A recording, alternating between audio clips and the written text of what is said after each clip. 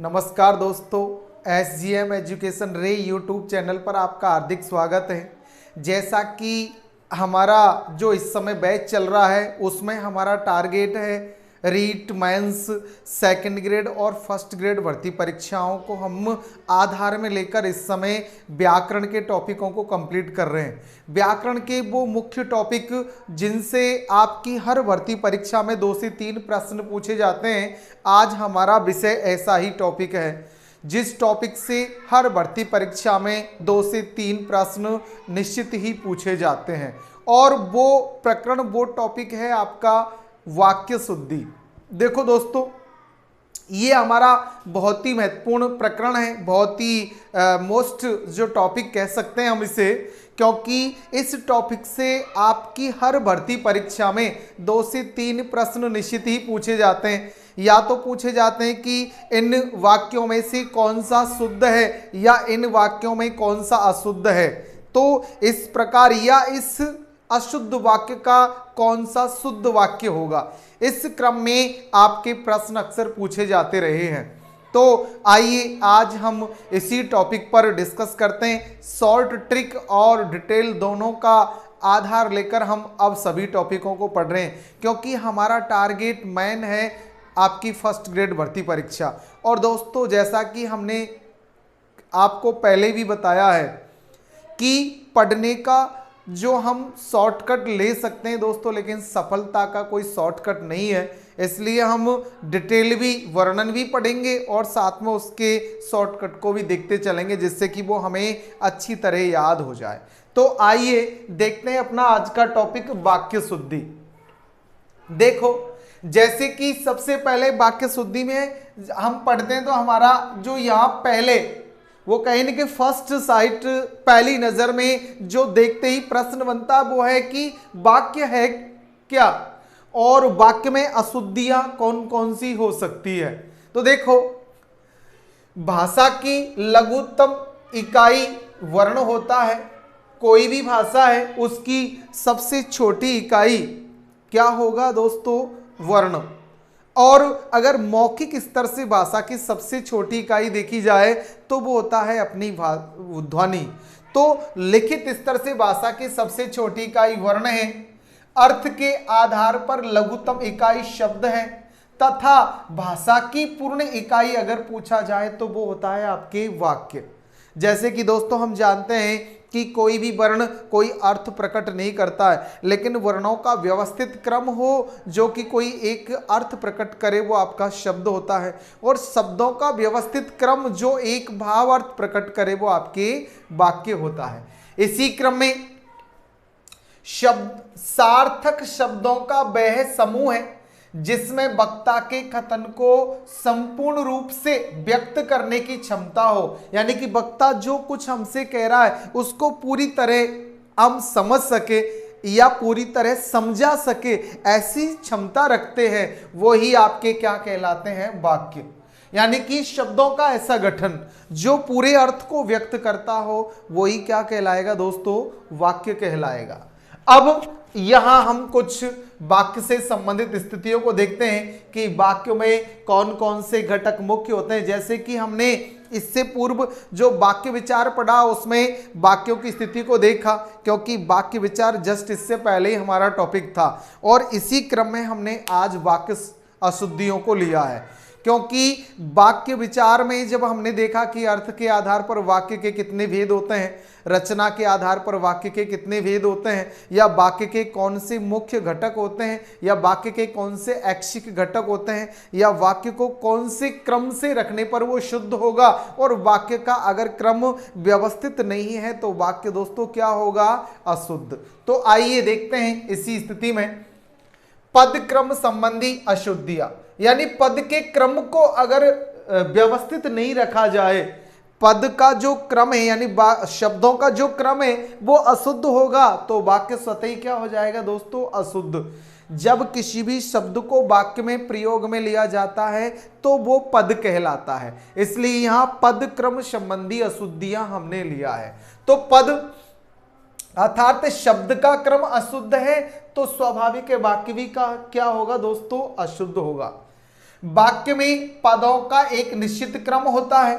यदि वाक्य में प्रयुक्त पदों को निश्चित क्रम में नहीं लिखा जाए तो वह वाक्य क्या हो जाएगा दोस्तों, अशुद्ध हो जाता है। अतः पदों को निश्चित क्रम में ही लिखना चाहिए। जैसे सबसे पहले आपके कर्ता, फिर आता है दोस्तों कर्म और फिर रहेगी क्रिया। वैसे हमने देखा कि वाक्य के जो मुख्य घटक होते हैं वो होते हैं कर्ता और क्रिया।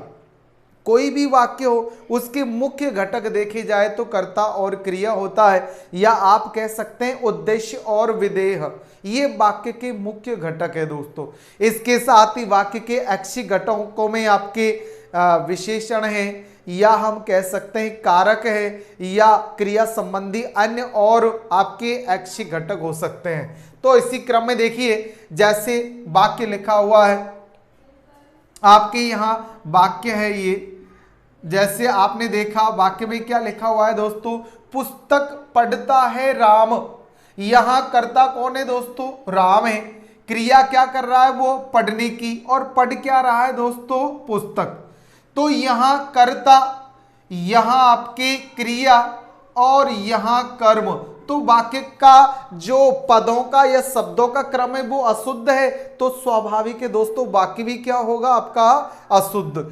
हमें इस क्रम में वाक्य को रखना है, सबसे पहले कर्ता, फिर कर्म और फिर क्रिया आएगी।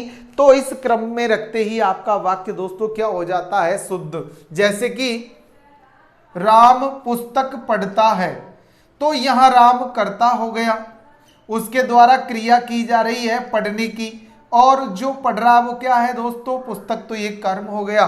तो जब कर्ता, कर्म और क्रिया को व्यवस्थित क्रम में हम रख देंगे तो वाक्य दोस्तों क्या हो जाएगा, शुद्ध। तो देखो सबसे मुख्य ट्रिक जो हम कह सकते हैं, सबसे जो सटीक और सही ट्रिक जो हम कह सकते हैं वो है दोस्तों यहां आपको समझना कि सबसे पहले वाक्य में क्या होना चाहिए, कर्ता, उसके बाद कर्म और उसके बाद क्रिया। अगर ये स्थिति हमें पता है तो 100% लगभग 100% हमारा वाक्य दोस्तों शुद्ध होगा। तो हमको हर वाक्य में इस स्थिति को ध्यान में रखना है, सबसे पहले कर्ता, उसके बाद कर्म और फिर दोस्तों क्रिया होगी। अगला वाक्य, जैसे कि राम पुस्तक पढ़ता है, मोहन खाना खाता है, या और कोई भी वाक्य हम ले जिसमें सबसे पहले आपको कर्ता लेना है, फिर कर्म और फिर दोस्तों क्या लेना है, क्रिया। इस क्रम में वाक्य व्यवस्थित होगा तो वाक्य शुद्ध होगा, और अगर ये क्रम अव्यवस्थित है तो वाक्य अशुद्ध होगा। चलो अगला अपना नियम देखते हैं। यदि वाक्य में दो कर्म दे रखे हो, जैसे माना कि यहाँ एक ही कर्म था लेकिन वाक्य में कहीं अगर दो कर्म दे रखे हो, तो गौण कर्म यानी कि वो अगर प्राणीवाचक है को पहले तथा प्रधान कर्म जो अप्राणीवाचक के है उसको बाद में लिखा जाता है। अगर कोई ऐसा वाक्य है जिसमें एक कर्म की जगह दोस्तों कितने कर्म हो, दो, तो हमें वहां यह ध्यान रखना है कि वाक्य का जो गौण कर्म अगर प्राणीवाचक है, सजीव को लेकर है, तो उसे हम पहले लेंगे, और मुख्य कर्म अगर उसमें प्रधान कर्म अगर आपके अप्राणीवाचक के निर्जीव है तो उसे हम बाद में लेते हैं। जैसे कि आइए हम देखते हैं, यहां वाक्य है माता ने दूध पिलाया बच्चे को, तो यहां कर्ता दोस्तों कौन है, माता। क्रिया क्या कर रही है, वो दूध पिलाने की क्रिया क्या कर रही है, क्या पिला रही है, दूध, ये कर्म हो गया। किसको, बच्चे को, तो ये कर्म हो गया। तो यहां क्रम अव्यवस्थित है क्योंकि जो क्रिया है वो सबसे अंत में होनी चाहिए। तो देखें माता ने बच्चे को दूध पिलाया, तो कर्ता यहां माता हो गई, माता के द्वारा क्रिया की जा रही है पिलाने की, क्या पिला रही है वो, दूध, ये आपका कर्म हो गया। किसको, बच्चे को, ये भी आपका क्या हो गया, कर्म। तो देखें क्या और किसको जब प्रश्न करके उत्तर आ रहा है तो समझ लो दोस्तों वहां आपके क्या होगा, कर्म। और हमने सकर्मक और अकर्मक क्रिया जब पूर्व कक्षाओं में पढ़ी है तो दोस्तों उस टॉपिक को आप अच्छी तरह देखें। हमने वहां कर्म के जो सकर्मक और अकर्मक जो क्रियाएं थी, तो कर्म के आधार पर क्रिया के दो भेद, सकर्मक और अकर्मक। तो सकर्मक के हमने दो भेद पढ़े थे, एक कर्मक क्रिया और दूसरा है द्विकर्मक क्रिया। जिस वाक्य में दो कर्म हो वो द्विकर्मक क्रिया होती है, और यहां वाक्य में कितने कर्म आ रहे हैं दोस्तों? दो। तो ये कौन सी क्रिया हो जाएगी? द्विकर्मक। और जब क्या और किसको लगाकर प्रश्न करेंगे तो आपके कर्मों के रूप में ही प्रश्न आएगा। और जब हम देखें कि कर्म एक सजीव है और एक निर्जीव है, एक प्राणीवाचक है एक अप्राणीवाचक है, तो सजीव कर्म को चाहे वो गौण ही क्यों नहीं हो हम पहले लेंगे, और निर्जीव कर्म को चाहे वो प्रधान ही क्यों नहीं हो हम बाद में लेंगे। जैसे कि माता ने बच्चे को दूध पिलाया, तो माता करता है, यहां आपका गौण कर्म बच्चा जो सजीव है तो हमने प्राणीवाचक के पहले लिया है, को क्या पिलाया दोस्तों? दूध। ये दूसरा निर्जीव कर्म, उसे हमने दूसरे स्थान पर लिया है, और आपके क्रिया सबसे अंत में। जब कर्ता कर्म और क्रिया व्यवस्थित होंगे तो वाक्य दोस्तों क्या होगा? आपका सही होगा, शुद्ध होगा, व्यवस्थित होगा। तो इस बात का भी हमें ध्यान रखना है। इसी क्रम में आपका तीसरा जो प्रकार है, तीसरी ट्रिक जो वाक्यों को समझने की है कि क्रिया विशेषण का प्रयोग वाक्य में क्रिया से पूर्व होता है। वाक्य में जहां क्रिया की विशेषता बताने के लिए जो क्रिया विशेषण है, हमने संज्ञा, सर्वनाम, विशेषण और क्रिया को पढ़ा, तो क्रिया की विशेषता बताने वाले शब्द कहलाते हैं दोस्तों क्रिया विशेषण। अब किसी भी वाक्य में अगर क्रिया विशेषण आ रहा है तो वो क्रिया से कहां होगा दोस्तों? पूर्व, क्योंकि वो क्रिया की क्या बताएगा? विशेषता। जब क्रिया की विशेषता बताई जा रही हो तो वो विशेषता बताने वाला शब्द अर्थात क्रिया विशेषण क्रिया से पूर्व होगा। तो देखिए दोस्तों, जैसे वाक्य है सोना पड़ती है बहुत, सोना पड़ती बहुत है। अब यहां देखें कर्ता कौन है दोस्तों? सोना, और क्रिया क्या कर रही है? वो पढ़ने की, और कितना पढ़ रही है? वो मात्रा बताई जा रही है यहां। तो यहां बहुत शब्द जो उसकी विशेषता बताने का कार्य कर रहा है, तो ये आपके क्रिया की विशेषता बताने वाला शब्द जो बहुत है वो क्रिया विशेषण है, और वो अंत में होने से, क्रिया के बाद में होने से अशुद्ध वाक्य हो जाता है। यहां कर्ता सोना है और सोना बहुत पढ़ती है। सोना क्या क्रिया कर रही है दोस्तों? पढ़ने की, और वो कितना पढ़ती है? बहुत ज्यादा या बहुत कम आदि। तो यहां बहुत पढ़ती है ये शब्द आ रहा है, उसकी अधिकता को बता रहा है। तो क्रिया की विशेषता को बताने वाला क्रिया विशेषण हमेशा क्रिया से पूर्व होगा, तो वाक्य दोस्तों क्या होगा? अपना शुद्ध होगा। तो इस बात का भी हमें ध्यान रखना है वाक्य में कि क्रिया विशेषण अगर वाक्य में प्रयुक्त हो रहा है तो वो क्रिया से पूर्व होना चाहिए। इसी क्रम में अपना चौथा ट्रिक या चौथी ट्रिक या नियम हम देख सकते हैं कि प्रश्नवाचक सर्वनाम क्या का प्रयोग हिंदी में प्राय वाक्य के आरंभ में किया जाता है। क्या है, किसको है, कोई है, कौन है आदि कई सारे प्रश्नवाचक शब्द होते हैं, लेकिन आपका जो प्रश्नवाचक सर्वनाम क्या है उसका प्रयोग हमेशा क्रिया में कहां होता है दोस्तों? पूर्व में, पहले। आपने देखा विशेषण जो हमने टॉपिक पढ़ा उसमें आपको पढ़ाया भी था कि सर्वनामों की संख्या 11 होती है, जबकि सर्वनाम के जो भेद है वो आपके 6 होते हैं। तो सर्वनामों की संख्या में मैं, तू, आप, यह, वह, जो, सो, कोई, कौन, कुछ, क्या, तो कोई और क्या आदि। तो इसमें आपके क्या जो सर्वनाम है उसका प्रयोग वाक्य में हमेशा आरंभ में होता है। जैसे काम क्या करते हो, तो यहां आपको पूर्व में प्रश्नवाचक जो सर्वनाम है उसे रखना है कि क्या काम करते हो किसी से। क्या नाम है आपका? क्या नाम है? क्या नाम है? तो यहां क्या शब्द का प्रयोग पूर्व में होगा? क्या खाते हो, क्या पीते हो आदि। इस प्रकार के प्रश्न जब किए जाए तो आपके क्या जो सर्वनाम है वो वाक्य में पूर्व में आरंभ में होगा। इसी क्रम में दोस्तों हम कुछ और अन्य वाक्य देखते हैं। जैसे मुझे बे अपना समझते हैं, तो यहां मुझे बे अपना समझते हैं, तो यहां वाक्य का क्रम अशुद्ध है। यहां बे पूर्व में, बे मुझे अपना समझते हैं, तो यहां मुझे और बे आदि दोनों ही किसका कार्य कर रहे हैं दोस्तों, कर्म का। लेकिन यहां गौण और मुख्य कर्म का ध्यान कर्ता का ध्यान रखना है कि बे मुझे अपना समझते हैं या नाटक देखता है वह, तो ये अशुद्ध वाक्य है, उसे हम क्रम से लिखें कि वह नाटक देखता है। कर्ता, कर्म और क्रिया अगर इस क्रम में आया तो वाक्य हमेशा क्या रहेगा दोस्तों, शुद्ध। और अगर ये क्रम गड़बड़ा गया, बिगड़ गया तो वाक्य अशुद्ध हो जाता है। तो यहां वह कर्ता हो जाता है और क्रिया देखना हो जाता है। क्या देखता है, नाटक, तो ये आपका कर्म हो जाता है। जब कर्ता, कर्म और क्रिया व्यवस्थित है तो वाक्य शुद्ध होता है।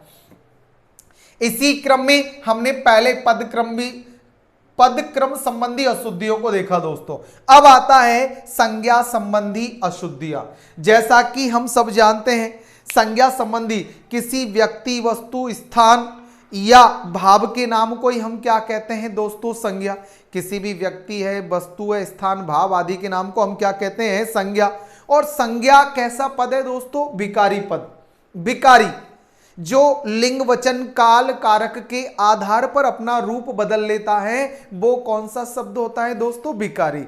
तो संज्ञा है, सर्वनाम है, विशेषण और क्रिया आपके विकारी शब्द होते हैं, जो हम अपनी पूर्व कक्षाओं में व्याकरण के तहत पढ़ चुके हैं। तो दोस्तों आप पूर्व कक्षाओं में व्याकरण में इन्हें देखें और पढ़े। तो आपने देखा जब वाक्य में संज्ञा का रूप जहां जिस स्थिति में बदलना है उसी के अनुसार जब हम परिवर्तित करेंगे तो वो वाक्य शुद्ध होगा। लेकिन अगर वो व्यवस्थित क्रम से हम उसका परिवर्तन नहीं कर पाएंगे तो वाक्य क्या हो जाएगा दोस्तों, अशुद्ध। जैसे कि संज्ञा संबंधी अशुद्धियां देखिए, सभी छात्रे घर चले गए, तो यहां छात्रे ये शब्द छात्र, छात्रों, छात्रा आदि शब्द आना चाहिए था, लेकिन ये अशुद्ध वाक्य है। तो इसका शुद्ध होगा सभी छात्र घर चले गए।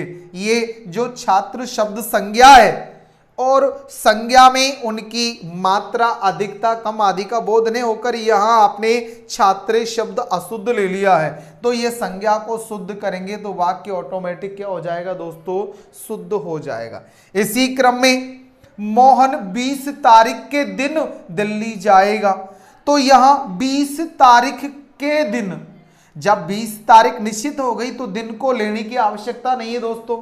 कई वाक्यों में हम आवश्यकता से अधिक संज्ञा पदों का प्रयोग कर देते हैं तो वहां भी वाक्य अशुद्ध हो जाता है। तो इसको देखिए शुद्ध करने के लिए, मोहन 20 तारीख को दिल्ली जाएगा। जब संख्या पद की निश्चितता होगी तो वाक्य शुद्ध होगा।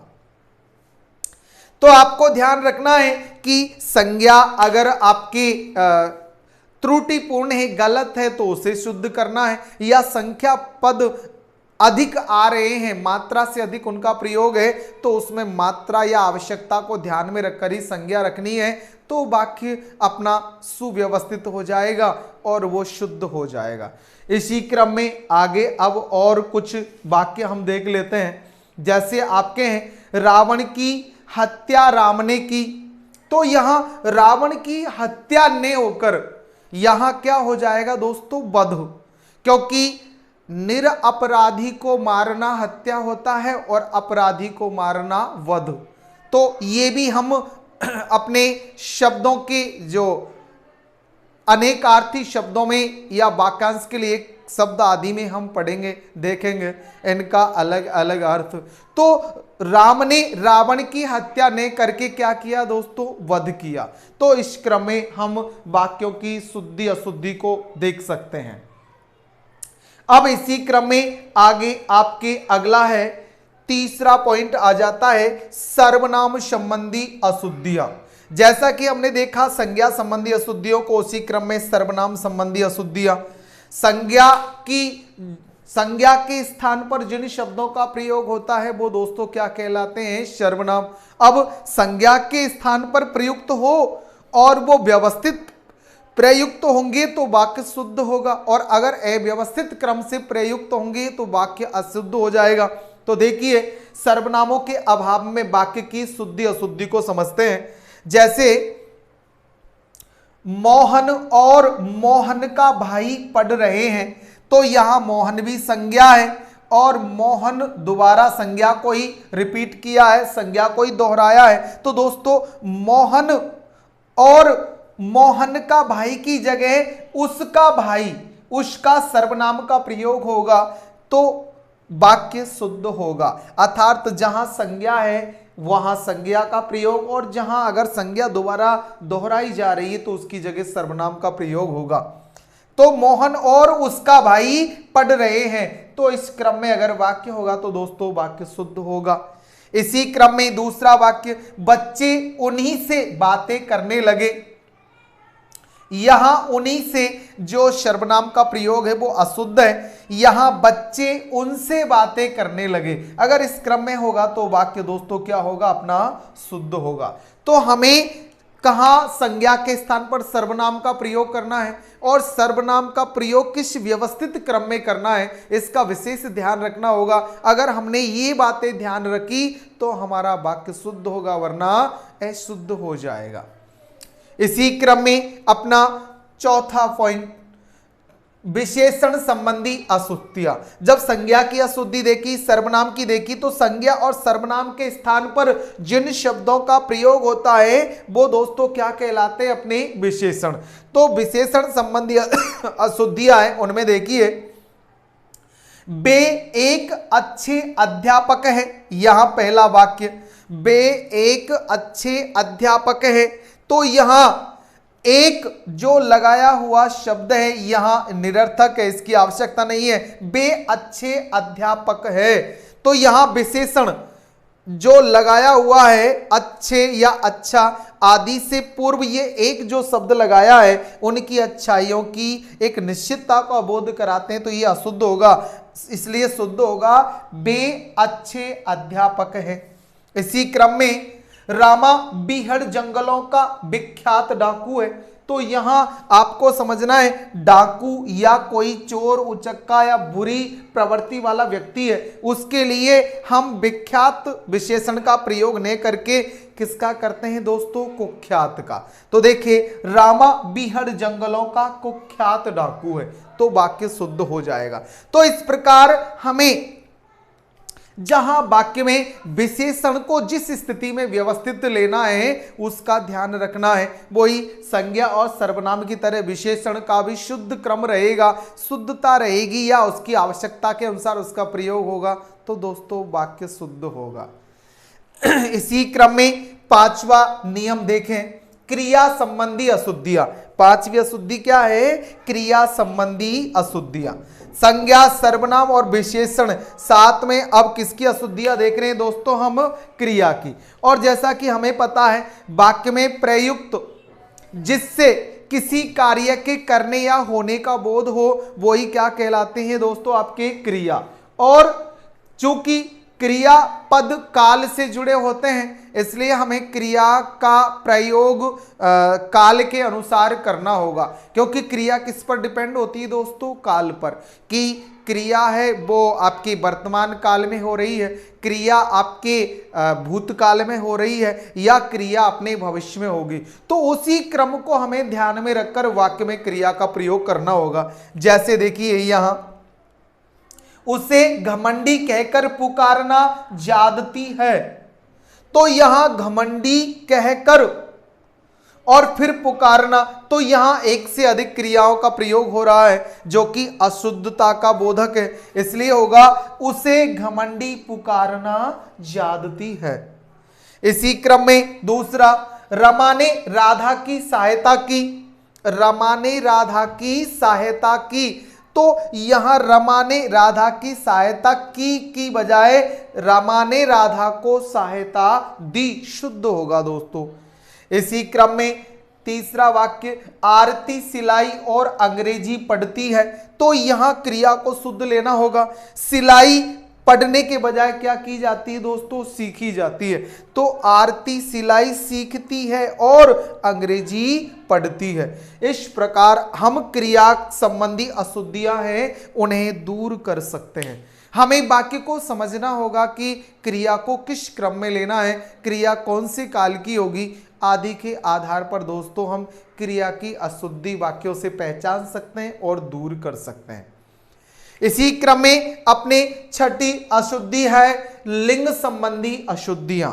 लिंग संबंधी अशुद्धियां, और जैसा कि हम जानते हैं कि हमारे जो हिंदी भाषा है उसमें जो लिंग है वो कितने होते हैं दोस्तों? 2। संस्कृत में लिंग 3 चलते हैं जबकि हिंदी में 2 लिंग होती है, स्त्रीलिंग और पुल्लिंग। तो हमें बस वाक्य में ये ध्यान रखना है कि वाक्य स्त्रीवाचक है या पुरुषवाचक है। अगर वाक्य स्त्रीवाचक है तो स्वतः ही क्रिया भी आपके स्त्रीलिंग में होगी, और वाक्य अगर आपके पुरुषवाचक है तो क्रिया भी पुल्लिंग में होगी। तो उसी का ध्यान रखते हुए हमें वाक्य में लिंग संबंधी अशुद्धियों को दूर करना है। लिंग का शाब्दिक अर्थ जैसा कि हम जानते हैं पहचान के लिए होता है कि ये पुल्लिंग यानी पुरुषवाचक है या स्त्रीलिंग स्त्रीवाचक है। तो आइए देखते हैं लिंग के लिए जो आपकी अशुद्धियों को। मुझे उससे एक बात कहना है। मुझे उससे एक बात कहना है। तो एक बात स्त्रीलिंग में है तो बात शब्द के लिए यहां कहना की बजाय क्या होगा दोस्तों? कहनी है। मुझे उससे एक बात कहनी है, क्योंकि बात शब्द है वो खुद स्त्रीलिंग है, तो उसके साथ होने वाली क्रिया भी दोस्तों किसमें होगी? स्त्रीलिंग में। इसी क्रम में राम और सीता चली गई, तो यहां वाक्य के अनुसार राम और सीता चली गई ने होकर, क्योंकि यहां एक पुल्लिंग में है और एक स्त्रीलिंग